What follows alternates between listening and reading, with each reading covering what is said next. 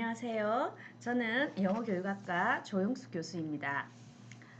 우리는 현재 전 세계가 서로 밀접하게 연결되어 있는 글로벌 시대에 살고 있습니다. 글로벌 시대에는 의사소통이 매우 중요한데요. 오늘 여러분과 함께 영어 글쓰기, 영어와 영어 글쓰기라는 주제를 다뤄보고자 합니다. 자, 그럼 시작하겠습니다.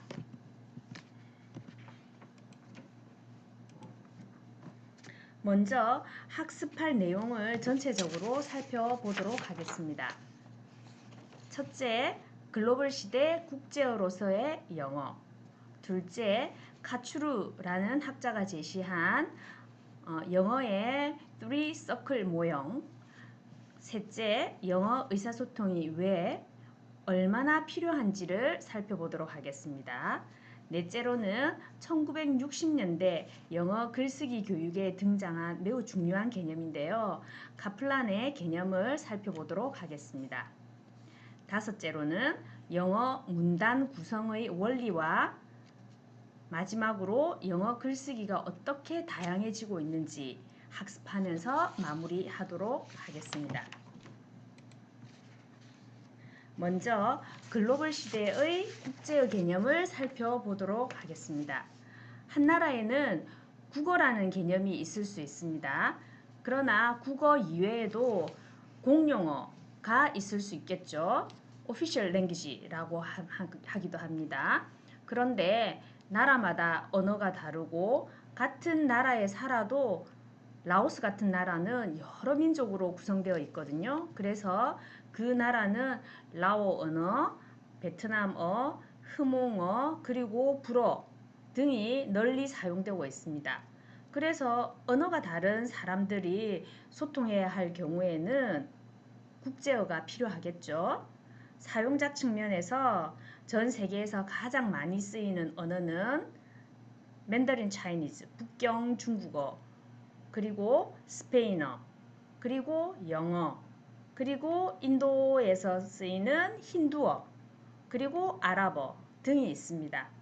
이 조사에 따르면 한국어는 12위 정도인데요. 보통 다른 통계에서도 12와 15위 사이를 하고 있는 것 같습니다. 그러면 국제어로서의 영어의 개념을 이제 보게 될 텐데요. 18세기 유럽에서는 불어가 국제어로 통용이 되었습니다. 전 세계에서 세 번째로 많이 쓰이는 언어가 영어라고 했는데 현재는 영어가 국제어로서 자리매김하고 있습니다. 그래서 이제 학계에서는 English as an International Language 라고 해서 하나의 개념이 만들어졌고 첫 글자를 따서 EIL 이라고 줄여서 사용하기도 합니다. 자, 여기 이 지도는 전 세계 영어 사용자의 분포를 보여주고 있습니다. 빨간색 부분은 인구의 5% 미만이 영어를 사용하고 있는 국가고요. 그 다음에 주황색, 노란색 올라가면서 영어를 사용하는 사람의 이제 숫자가 많아지는 거거든요. 그리고 연두색으로 변하고 그리고 초록색과 진한 초록색이 있는데 초록색과 진한 초록색은 영어 사용자가 전체 인구의 80% 이상이라는 뜻입니다. 이처럼 보시면 여기 남미 쪽에 스페인어를 사용하고 있는 국가와 그 다음에 아프리카의 불어권 지역 그리고 아랍어 지역을 제외하면 전 세계의 인구가 영어를 사용하고 있다는 것을 알 수 있겠죠. 자, 그리고 영어는 경우에 따라서 어떤 사람들에게는 모국어로 사용되고 있고 때로는 비영어권 국가에서 살다가 영어권 국가로 이민을 가서 그곳에서 제2 언어로 영어가 습득 혹은 학습되고 있기도 합니다. 그리고 때로는 한국의 경우처럼 외국어로서 영어를 배우기도 하죠. 이런 경우는 EFL이라고 하며 이것은 English as a Foreign Language의 약자입니다. 그리고 인도처럼 공용어로 로서 영어를 오피셜 랭귀지로 사용하는 그런 경우도 있습니다. 그러면 이제 이처럼 영어는 화자에 따라서 다양한 위상을 가지기도 하는데요. 영어의 종류도 너무 다양해서 미국 영어, 영국 영어, 호주 영어가 각각 조금씩 다르기도 하고, 또 같은 미국 영어라고 해도 백인 영어와 그리고 에바닉스라고 불리는 흑인 영어가 또 문법 체계가 다르거든요. 흑인 영어는 전문 용어로는 AAVE라고 하고, 이제 풀네이밍은 African American Vernacular English라고 이렇게 부릅니다. 그러면 영국은 조금 지역이 좁으니까 영국 영어는 비슷하냐 하면 그렇지도 않아요. 영국 영어도 다양합니다. 브리티시 잉글리시 중에서는 상류층이 사용하는 영어를 RP라고 하고 혹은 퀸즈 잉글리시라고 부르고 있습니다. 이렇듯 영어는 지역, 인종, 사회적 지위에 따라서 영어 자체가 매우 다양하다고 볼 수 있겠습니다. 자, 이런 영어의 다양성에 대해서 카츄루라는 학자는 Three Circle of English라는 개념을 만들었는데요. 한번 배워보겠습니다. 카츄루는 영어를 내부 집단 영어, 외부 집단 영어, 확장 집단 영어로 분류를 하게 되었습니다. 먼저 내부 집단 영어는 미국, 영국, 호주, 뉴질랜드 등에서 영어를 모국어로 사용하는 사람들이 사용하는 영어를 가르칩니다. 그리고 외부 집단 영어는 인도, 싱가포르, 나이지리아 등에서 공용어 혹은 제2 언어로 사용되는 영어를 뜻합니다. 이들 지역은 과거의 영미권 국가들의 식민지였던 경우가 많습니다. 식민지를 겪으면서 영어의 영향을 받아서 지금까지 공용어로 널리 사용되고 있다고 보시면 되겠습니다.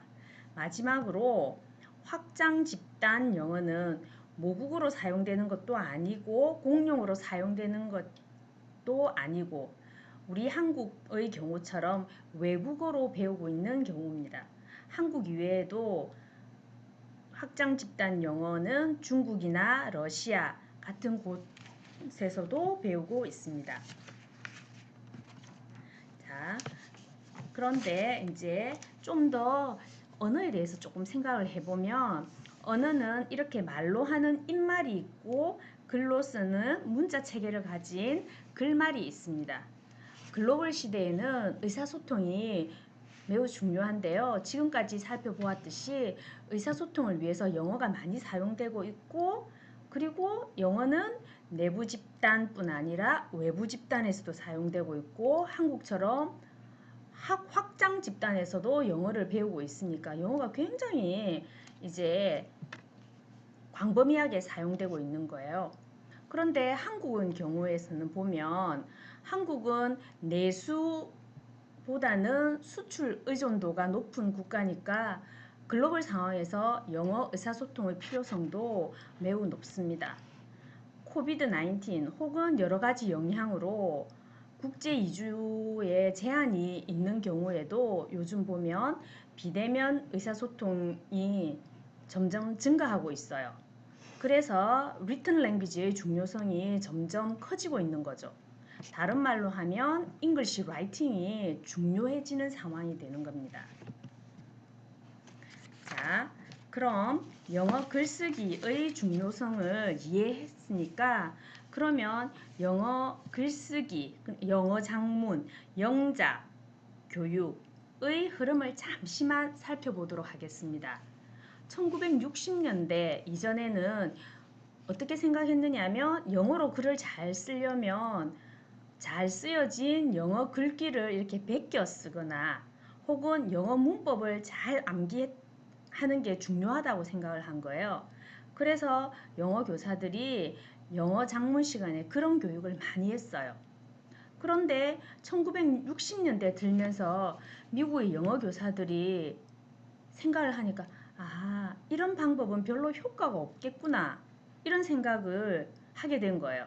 그래서 어떻게 하면 영어 글쓰기 영작을 잘할까를 생각해서 글쓰기 방법을 영작 시간에 가르치기 시작한 거예요. 그 글쓰기 방법이 무엇이냐 하면 영어 글쓰기를 바로 이렇게 글을 쓰지 않고 옛날에는 이렇게 좋은 글귀를 베껴서 이렇게 막 쓰는 걸 했는데 영작 시간에 쓰는 걸 먼저 하는 게 아니라 글쓰기 구상을 먼저 하는 거예요. 아웃라인을 잡는 거예요. 그리고 그 다음에 초안을 그때서야 이렇게 작성을 하고 초안이 작성이 다 끝이 나면 피드백을 받아요. 교사나 동료로부터 피드백을 받아서 그 받은 사항을 보고 수정을 하는 방식을 따르는 거예요. 그냥 좋은 글귀를 베껴 쓰는 게 아니고 정말 훌륭한 방법이죠. 정말 좋은 방법인데 그런데 이게 영어가 모국어가 아닌 학생들한테는 그렇게 안 맞더라는 거예요. 영어가 모국어인 학생들한테는 참 좋은 방법인데 이게 이민을 간 학생이나 우리처럼 외국어로 배우는 학생들에게는 2%가 부족한 거예요. 2% 부족했던 거예요. 그래서 1966년 로버트 케플란이라는 사람이 컨트래스티브 로토릭이라는 개념을 이제 제시했습니다. 자, 한번 볼게요. 자, 케플란은 문화권에 따라서 글쓰기 형식이 다르다는 걸 알게 됐어요. 예를 들어보면 영어는 글쓰기 구조라는 것은 논리의 구조거든요. 영어 글쓰기의 구조는 서론, 본론, 결론으로 탁 치고 나가는 그런 구조를 가지고 있는데 한국어는 기, 승, 전, 결 이런 구조를 가진 거예요. 또 같은 영어라고 하더라도 영어를 모국어로 배운 내부 집단 사람들이 영어를 쓸 때, 그리고 영어를 제2 언어나 공용어로 배운 사람들이 그런 외부 집단 사람들이 글을 쓸 때 글의 구조가 다른 거예요. 이런 게 바로 컨트래스티브 로토릭, 대조 수사학이라는 이론으로 나오게 되었습니다. 자, 여기 한번 보겠습니다. 중요한 글귀를 하나 인용을 해두었습니다. Each language and each culture has a unique paragraph order. 각 언어와 문화는 독특한 문단의 규칙이 있다는 거예요. 그러니까 언어와 문화가 결부되어 있다는 거죠. 그 다음 계속 여기 보겠습니다. Part of the learning of a language is the mastery of its logical system. 그래서 언어를 배운다는 것은 이런 논리와 시스템을 배워야 된다는 거죠. 즉, 언어권마다 논리 구조가 다르고 그래서 글쓰기에서 문단 구성 원리가 다르니까 어떻게 해야겠어요? 문단 구성 원리를 배워야겠죠. 자, 여기 보겠습니다. 자, 논리 구조는 글쓰기 구조고 글쓰기에서 문단 구성하는 논리가 되는 거예요. 자, 그러면 카플란이 말하는 문화권의 논리 구조를 그림으로 제가 제시해 두었습니다. 여기 보는 바와 같이 영어는 직선적으로 논리를 전개합니다. 서론, 본론, 결론 쭉 치고 나가는 거죠. 그런데 아랍어권 사람들은 자기가 하나 이야기하고 그 다음 이야기할 때 쭉 따라서 가는 게 아니라 한번 이야기하고 다시 코란이나 이런 거를 곁들여 가면서 한 번 더 이야기하고 플러스 하나 더 하는 거예요. 그 다음에 할 때는 첫 번째 했던 이야기 한 번 더 하고 두 번째 이야기 했던 거하고 또 추가해서 또 하나 하고 이런 점층 구조로 간다는 거죠. 그런데 세 번째 보이는 바와 같이 여기 한중일 문화권은 바로 이야기를 하지 않고 빙빙 둘러서 돌려서 이렇게 말하면서 기승전 가면서 제일 마지막에 하고 싶은 말을 탁 하는 거예요. 근데 영어 구조는 서론에서부터 탁 이렇게 말을 하죠. 자, 계속 보겠습니다. 그래서 영어 문단에는 보면 영어 문단 작성의 대표적인 원리는 이겁니다. 5 paragraph theme. 문단을 5개로 하라는 겁니다. 물론 변형으로 문단을 4개 할 수는 있습니다.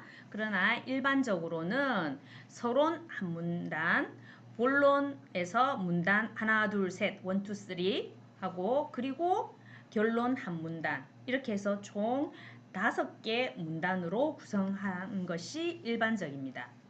이것을 영미권의 초중등 학교 학생들도 배우는데요. 햄버거 모형으로 visualize, 시각화해서 배우기도 합니다. 그러면 햄버거 모형 한번 볼까요? 5 paragraph theme의 햄버거 모형 한번 보도록 하겠습니다. 여기 햄버거 모형 보이시죠? 제일 처음에 introduction이 있고 이때 인트로덕션에서 처음에 빙빙 돌려서 말하지 말고 처음부터 자기 주장을 딱 쓰는 겁니다. 토픽 스테이트먼트를 딱 쓰고요. 그리고 본문에서 supporting statement, supporting detail, example, 사례들을 넣어서 세 문장, 두 문단 혹은 세 문단으로 구성을 합니다. 그리고 제일 마지막 conclusion, 결론 문단에서는요. 이건 여러분들 다 아실 겁니다. 요약을 하거나 주장을 재강조하는 겁니다. 그러나 요 마지막 이 부분도 잘 기억해 둬야 되는데요. 새로운 내용을 절대 넣지 않습니다. 혹은 나는 지금까지 이런 내용을 주장했는데 물론 이러한 반론이 가능하기도 할 것이다. 그것은 추후 고민해 보겠다. 이런 식의 문단은 절대 넣지 않습니다. 영어 문단에서는 그런 문단을 절대로 넣지 않습니다.